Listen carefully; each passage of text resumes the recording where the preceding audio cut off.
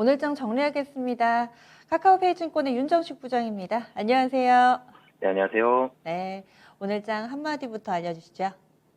네, 오늘 장 한마디는 이 외국인 매도 대 기관 매수다라고 좀 정해봤습니다. 네.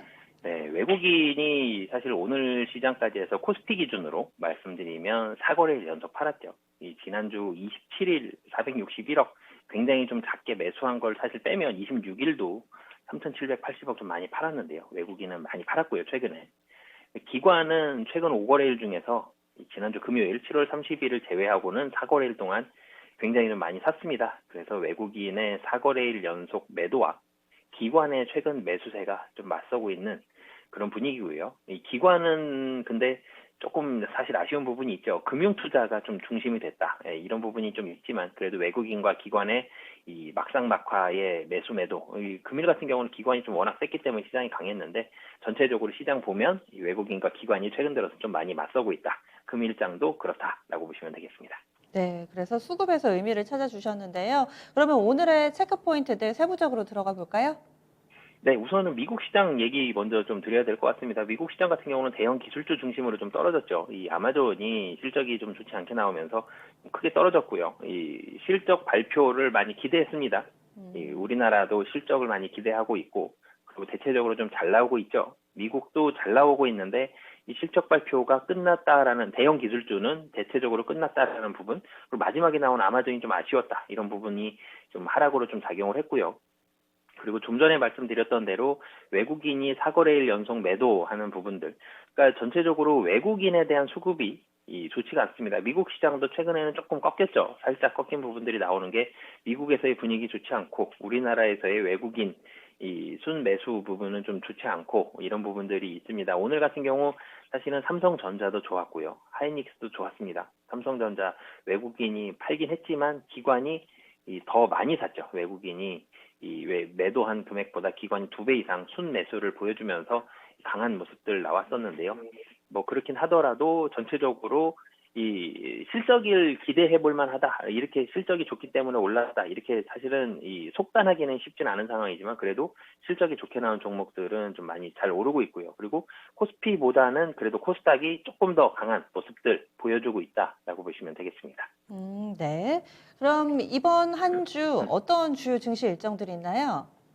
네, 사실은 이번 주에 이 미국에서 굉장히 중요한 일정이 두 가지가 있습니다. 8월 2일 미국 ISM 제조업 PMI 경기가 좋아졌느냐라고 보는 가장 대표적인 지표죠. 미국 ISM 제조업 PMI가 있고요. 그리고 이 사실은 미국에서 테이퍼링 얘기가 나올 때 지금 인플레이션 얘기 나오면서 금리 그리고 테이퍼링, 뭐 FOMC 이런 부분들 하는데 미국에서 얘기하는 가장 중요한 지표입니다. 고용보고서인데요. 8월 6일 날 미국 고용보고서가 나오게 됩니다. 고용보고서가 좋지 않다라면 테이퍼링 뭐 당분간 지금 뭐 8월 정도에 언급할 것으로 보여지는데 당분간 좀 물 건너갔다라고 보시면 되겠고요.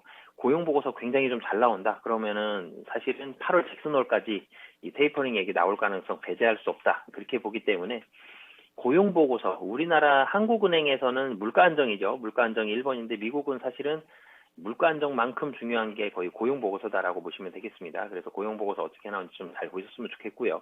국내 증시 같은 경우는 8월 6일 카카오뱅크 신규 상장이 있습니다. 지금 최근 들어서 공모주들 그야말로 이 상장일이 조금씩 밀린 종목들이 몇 개나 있죠. 금감원에서 이 공모가 한마디로 낮춰라 얘기들 나오면서 조금 많이 밀렸고 그러면서 분위기가 조금씩 꺾였고요. 최근 들어서 수급도 그렇고 전체적으로 전 같지 않은 그런 분위기긴 하지만 그래도 시장이 많이 기대했었던 종목입니다. 카카오뱅크 이 신규 상장할 때 주식이 주가가 어떤 식으로 반응을 하는지 뭐 예전과 같은 그런 공모주의 강한 모습이 나올 수 있는지 그리고 카카오뱅크가 잘 된다라면 밀렸던 세 개의 회사들 있죠. 그 회사들도 주가가 좀 좋을 가능성이 높기 때문에 카카오뱅크를 보면서 나머지 회사들 그리고 하반기에 IPO를 기대해 볼 수 있는 모습들이 있고요. 그리고 카카오뱅크가 상장한다라면 카카오뱅크로 가는 수급들이 이 카카오와 카카오 게임즈에 대한 수급이 어떻게 영향을 받을지 지금 시가총액이 이 카카오뱅크도 그렇고요. 카카오 게임즈 다 너무 크기 때문에 어떤 식으로 반응할지 여부를 이 카카오뱅크 자체가 얼마나 오르는지도 중요하지만 시장의 반응들, 다른 종목들로 가는 그런 파급 효과들까지 좀 중점적으로 좀 봐야 될 것 같습니다. 네. 그 중간에 말씀해 주셨던 미국의 고용 보고서는 그럼 굉장히 좋게 나올 경우에는 테이퍼링을 자극할 수 있으니 예상보다 안 좋게 나오는 게 시장에 유리하다라고 보세요?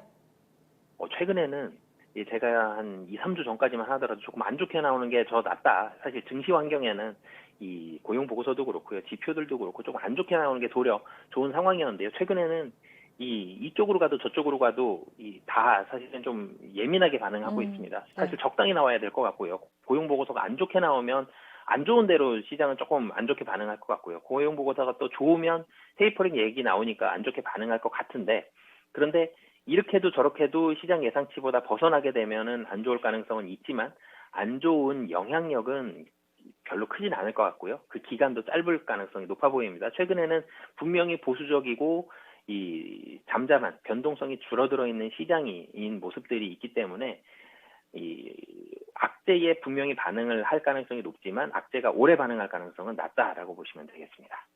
네. 그러면 한 주 동안에 시장의 분위기를 좌우할 만한 부분들 체크 포인트 알려주세요.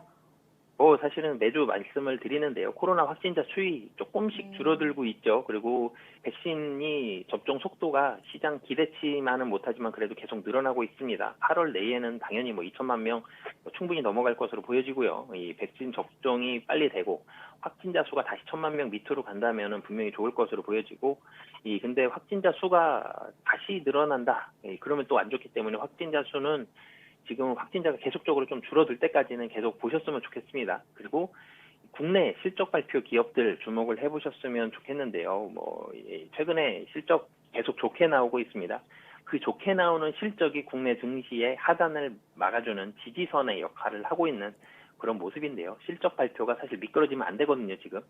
좋게 나와서 이 정도로 지금 버티고 있다라고 보시면 되겠습니다. 그렇기 때문에 좀 좋게 나왔다고 무조건 매수하기보다는 좋게 나왔기 때문에 그 종목은 어느 정도 하단이 지켜지고, 사실 하반기로 가면 다시 실적이 굉장히 좋은 종목은 올라갈 가능성이 높거든요. 그렇기 때문에 실적 발표는 계속적으로 특히 종목별로 좀 잘 보셨으면 좋겠고요. 시장의 반등을 위해서는 매주 말씀을 드리지만 외국인 수급을 잘 보셔야 됩니다. 지금 거래량도 많이 줄어 있고요. 외국인 수급도 좋지 않은데요. 금일 같은 경우 이 거래량이 10조예요. 10조. 지금 굉장히 적게 나왔습니다. 11조도 안 되는 10조 1041억이 나왔는데요. 기관이 매수해줘서 올라가긴 했지만 거래량이 너무 부족합니다. 외국인도 매도가 나왔고요. 좀 힘을 받아서 추세적인 상승을 이루기 위해서는 거래 대금과 외국인의 매수가 절대적으로 필요하기 때문에 시장의 추세적인 상승 여부를 확인하기 위해서는 요 수급과 외국인 수급과 거래량 잘 보셨으면 좋겠습니다. 네. 그런데 오늘도 외국인이 선물 시장을 통해서는 1조 원 넘게 샀는데요. 현물 시장에서는 약간 소극적이고 선물 쪽에 수급이 좀 받쳐준다 이렇게 보기엔 좀 무리가 있을까요? 어떤 시각이세요? 제가 지금 선물 수급을 빨리 봤는데요. 네. 선물 같은 경우는 7월 30일에는 1조 3천억을 매도를 맞아요. 네. 했었고요. 그리고 7월 22일에는 음, 거의 2조 원 가까이 선물을 매수를 했습니다. 음. 그럼에도 불구하고 시장의 영향은 굉장히 적었거든요. 분명히 선물을 많이 사는 거는 좋습니다. 선물을 적당히 사면 해지인데요. 많이 사면 상방 포지션 잡았다고 볼 수 있기 때문에 좋은 거긴 하지만 사는 것보다 사는 게 훨씬 좋습니다. 그렇지만 아직까지 상방이다라고 하기에는 조금은 부족한 상황이다. 조금 더 확인이 필요하다라고 보시면 되겠습니다. 네. 알겠습니다. 그러면은 전체적으로 절대 전략 세워주세요. 네, 좀 더 확인이 필요한 상황입니다. 그렇기 때문에 확인이 될 때까지는 개별 종목 위주로 좀 단기적으로만 매매하시거나 아니면 현금 비중 50% 이상 유지하시면서 좀 더 좋은 매수 타이밍 기다리시면 좋을 것 같습니다. 혹시라도 이 나머지 50% 주식을 가지고 계신 분들은 뭔가 종목을 고르는 기준 혹은 좀 시장 대비로는 나을 만한 섹터라든지 이런 의견 있으세요?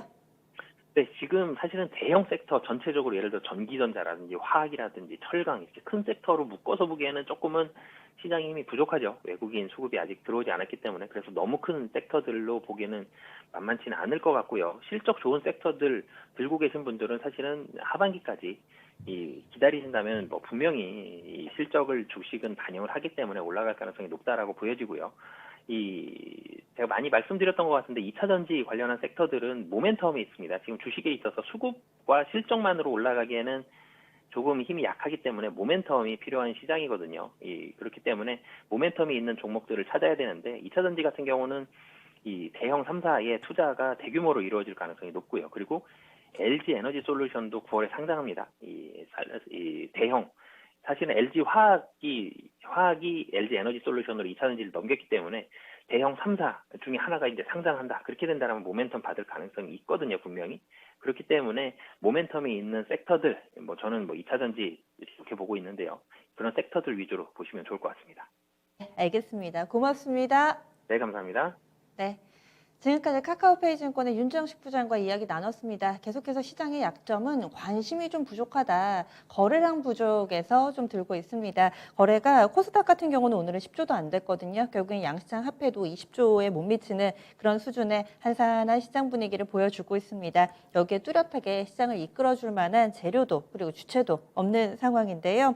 이번 한 주 동안에도 지수에 대한 기대보다는 개별 종목에 대한 단기 매매를 펼쳐가자. 그리고 현금 보유 비중 50% 정도 들고 가자. 이렇게 다소 신중하고 보수적인 시각으로 절대 전략 세워봤습니다. 오늘 장 일단 첫 단추는 이 정도 수준이면 좀 합격점이 아닐까 합니다. 남은 시간 동안에 또 여러 가지 변수들 잘 대응을 하면서 8월도 수익 내는 달로 만들어 보시기 바랄게요. 그리고 종목에 대한 고민은 이어지는 진짜 쉬운 진단 시간 확인해 주시고요. 저는 여기서 인사드립니다. 지금까지 다양한 투자 판단에 대한 도움 말씀드렸습니다. 종목의 상승과 하락을 보장하지는 않습니다. 내일 다시 찾아뵐게요. 고맙습니다.